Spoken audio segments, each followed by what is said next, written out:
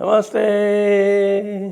दीन की लड़ाई में कौन जीता और कौन हारा? इस तरफ भी दीनदार, उस तरफ भी दीनदार, इस तरफ पाकिस्तान, उस तरफ अफ़गानिस्तान, दोनों में गुत्थम गुत्था।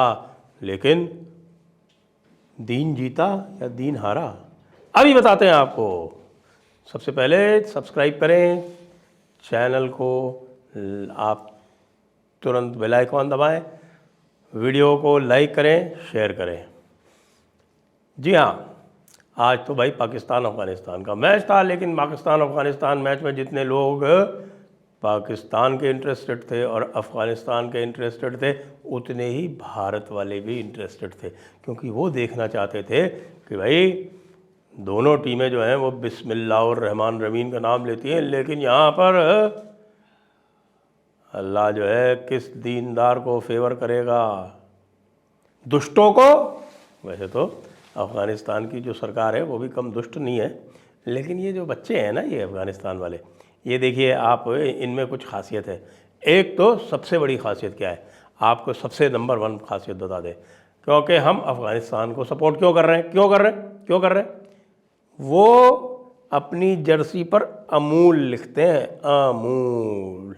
जी हाँ, उनका स्पॉन्सर भारतीय कंपनी अमूल है, और उनको इसका कोई किसी प्रकार का कोई गुरेज नहीं है पाकिस्तानियों की तरह। भाई हम किसी हिंदुस्तानी कंपनी से कोई स्पॉन्सरशिप नहीं ले सकते, हम हिंदुस्तान से बात नहीं कर सकते, वो हमारा दुश्मन मुल्क है, वगैरह वगैरह वगैरह। उनके ज़रा आप ड्रेसिंग रूम में देख लीजिए, कितने लंबे लंबे दाढ़ी मूछ सफ़ा वाले आपको वहाँ बैठे मिल जाएंगे। उनके ज़रा पुराने क्रिकेटर देख लीजिए, गिना देता हूँ आपको: सईद अनवर, सकलैन मुश्ताक, इंज़माम उल हक, मोहम्मद यूसुफ जो कि कन्वर्टेड था, और उनकी क्या हरकतें हैं वो दानिश कनेरिया आपको रोज़ बताते ही बताते हैं। तो भाई आज का जो मुकाबला था वो आप ये देखिए कि दोनों टीमों का 5वां मुकाबला था। अब 5वें मुकाबले में ये पाकिस्तान हार चुकी थी इंडिया से और ऑस्ट्रेलिया से, और जीत चुकी थी बांग्लादेश से और श्रीलंका से। तो अब ये प्रश्न हो रहा था कि भाई अब क्या होगा यहाँ पर।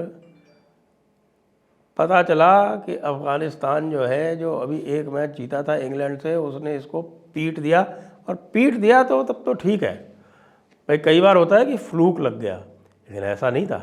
देखिए 282 रन बनाए पाकिस्तान ने। 282 रन जो हैं वनडे क्रिकेट में बहुत होते हैं, ख़ास तौर से चेन्नई की पिच पे जो थोड़ा धीमा खेल रहा था।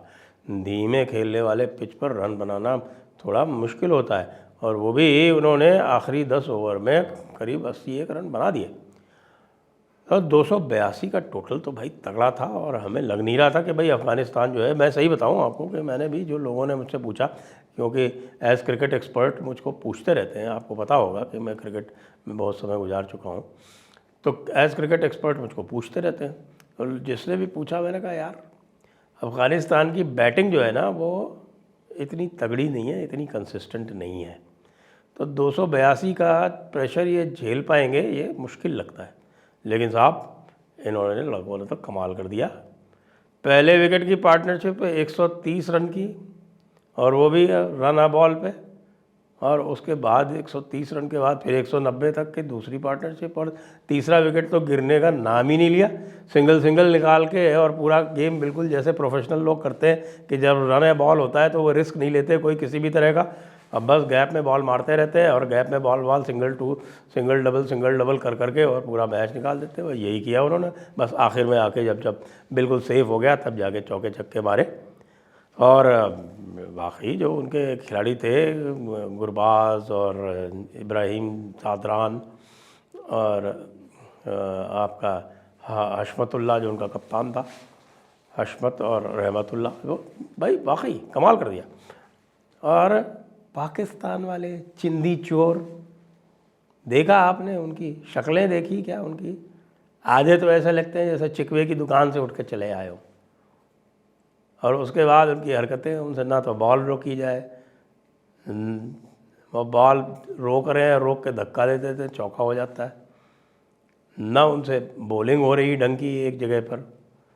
और जो सबसे फास्टेस्ट बॉलर है, जो 150 पे बॉल करता है, हमारे पास 150 वाले हैं, हमारे पास 150 वाले हैं, ये पाकिस्तान वाले बड़े ज़ोर ज़ोर से बोलते हैं हमारे पास 150 किलोमीटर वाले बॉलर है। वो 150 किलोमीटर वाला बॉलर पहले ओवर में 17 रन खाया। अच्छा 17 रन खाया ना, ध्यान है आपको। उसके पहले ऑस्ट्रेलिया के खिलाफ एक 24 रन खाया था। अरे तुम्हारे 150 का क्या करेंगे यार, तुम्हारी बॉल लाइन पे लेंथ पे पड़ती नहीं, तो 150 वाली बॉल उतनी तेज़ी से जाएगी, टच होगा छक्का जाएगी। तो इस वक्त पाकिस्तान में मातम छाया है। दूसरी बात और बताऊं आपको कि ये जो है अल्लाह को भी भूल गए मार खाते ही। कैसे? आप ये देखो कि जब बाबर आजम आया ना, ये बेचारे तो जो है ना, वो तो देखिए सीधे साधे, मैंने कहा किसी की भी लंबी दाढ़ी नहीं, या तो क्लीन शेवन है या बिल्कुल छोटी दाढ़ी जैसे आजकल स्टाइलिश रखी जाती है वैसे इन लोगों की है। और वो छोटी स्टाइलिश दाढ़ी तो आपको पता ही इंडियंस भी रखते हैं उस तरह के। वो जो मजहबी दाढ़ी है वो कोई भी, ना तो अफ़गानिस्तान का कोई कोचिंग स्टाफ रखे हुए और ना कोई अफ़गानिस्तान का प्लेयर रखे हुए, लेकिन वो बिस्मिल्लाहिर्रहमान रहीम कहते हैं, तो उनको तो याद रहा बिस्मिल्लाहिर्रहमान रहीम। लेकिन बाबर आजम जो है वो आज भूल गया। और वो जो रिजवान है वो नमाजी जो बैठ के नमाज़ पढ़ता है, और जो उनके सपोर्ट करने वाले हैं ना, सुन ले भाई, बहुत सारे आजकल सपोर्टर पैदा हो गए हैं उनके भारत में, जो कहते हैं कि हाँ भाई रिजवान ने बहुत अच्छा किया और रिजवान को जय श्री राम नहीं कहना चाहिए। आज तो उसकी वोटिंग कौन कर रहा था? आज तो उसकी वोटिंग पब्लिक कर रही थी अफ़गानिस्तान की तरफ से। बोलो भाई, कोई जय श्री राम नहीं बोल रहा था। वो तो सारे के सारे पश्तो में ही उनको गालियाँ दे रहे थे ज़ोर ज़ोर से। अब पश्तो शाहीन अफरीदी तो समझता ही होगा ना, वो तो वहीं से आता है, पख्तूनिस्तान से। उसको तो ज़रूर समझ में आ रही होगी कि किस तरह की गालियाँ उसको पड़ रही। खूब जम के गालियाँ दी अफ़गानियों ने, क्योंकि अफ़गानी इसको बिल्कुल पसंद नहीं करते हैं। और दूसरी बात और बताऊँ, जो सबसे अच्छी बात मुझको लगी वो ये लगी कि ये आपको पता है ना, ये नामाकूल ये रिजवान जिसने कहा था कि मैं इसको जो है वो गाज़ा के लोगों को समर्पित करता हूँ, यानी आतंकवादियों को समर्थन, टीम ही आतंकवादियों की है वो पूरी। यहाँ पर जो डेडिकेशन किया तो आपके इब्राहिम ज़ादरान ने जो डेडिकेशन किया, वो डेडिकेशन किसको किया? उसने डेडिकेशन किया पाकिस्तान के मुंह पे तमाचा मार के, और उसने कहा कि मैं इसको डेडिकेट करता हूँ उन लोगों को जो पाकिस्तान से वापस भगाए जा रहे हैं अफ़गानिस्तान। आ गई ना समझ में? अब ये जो पाकिस्तान की टीम जो है भाई, और भाई लोग जो भी है ना जहाँ पाकिस्तान परस्त, मुझे पता है पाकिस्तान बहुत सारे हैं यहाँ पर, क्योंकि पाकिस्तान इज़ एन आइडिया, तो पाकिस्तान हिंदुस्तान में बहुत सारे हैं, यहाँ बहुत सारी गाज़ा पट्टियाँ भी हैं। तो ये सारे के सारे पाकिस्तानी और गाज़ा पट्टी वाले ये सुन लें कि अब पाकिस्तान और इंडिया की जो क्रिकेट की राइवलरी जो थी वो ख़त्म इसलिए क्योंकि पाकिस्तान की अब औकात नहीं है कि वो भारत की बराबरी कर सके। देख लो आप किस किस तरह से भी एशिया कप में 228 रन से हारा था, रिकॉर्ड कायम किया था, और उसके बाद यहाँ पर एक तरफा बिल्कुल 20 ओवर रहते हार गया 7 विकेट से। तो अब पाकिस्तान और भारत की कोई बराबरी नहीं है, इसको भूल जाएं। अब जो आगे की जो सब कॉन्टिनेंटल राइवलरी है वो राइवलरी है पाकिस्तान की और अफ़गानिस्तान की, और पाकिस्तान की और बांग्लादेश की। तो ये सारी की सारी दो तो इस्लामिक कंट्रीज़ ही हैं, पाकिस्तान और अफ़गानिस्तान, और एक का स्टेट रिलीजन इस्लाम है। वैसे कॉन्स्टिट्यूशन में उसने अपने सेक्युलरिज्म लिख रखा है, लेकिन उसका स्टेट रिलीजन इस्लाम है। फॉर ऑल प्रैक्टिकल पर्पसेस आप कह सकते हैं कि वो इस्लामिक कंट्री है, लेकिन उसके भी खिलाड़ी जो हैं वो इस तरह से नहीं करते। आजकल हाँ मैं देख रहा हूँ कि बांग्लादेश के भी कुछ जो खिलाड़ी जो है ना वो अपनी मूंछ साफ़ करके दाढ़ी बढ़ाने लगे। इसका मतलब वहाँ भी जो है वो रेडिकलाइजेशन कुछ बढ़ता हुआ दिख रहा है। लेकिन उनके टीम में तो हिंदू खिलाड़ी भी खेलते हैं। देखिए लिटन दास खेलता है उनकी, और ओपनिंग करता है, उनका कप्तान भी रह चुका है लिटन दास। तो भाई पाकिस्तान वालों मज़ा आया और रिजवान मियाँ आज 8 रन पे आउट होके जब जा रहे थे तो उनको फिर से ट्रॉल किया जा रहा था। अब मैं अभी पता करता हूँ कि उनको जय श्री राम बोला गया नहीं बोला गया। अब तो जहाँ भी जाएंगे जय श्री राम तो उनको बोला ही जाएगा, ख़ास तौर से जब उत्तर भारत में आएंगे तब तो वो मज़े से जय श्री राम का उद्घोष सुनेंगे। अहमदाबाद तो अब दोबारा जाएंगे नहीं, क्योंकि किसी भी हालत में अब सेमीफाइनल में पहुंचने वाले हैं नहीं। 5 में से 3 मैच हार चुके हैं, 2 जीते हैं, और खेलना किससे किससे बाकी है पता है आपको?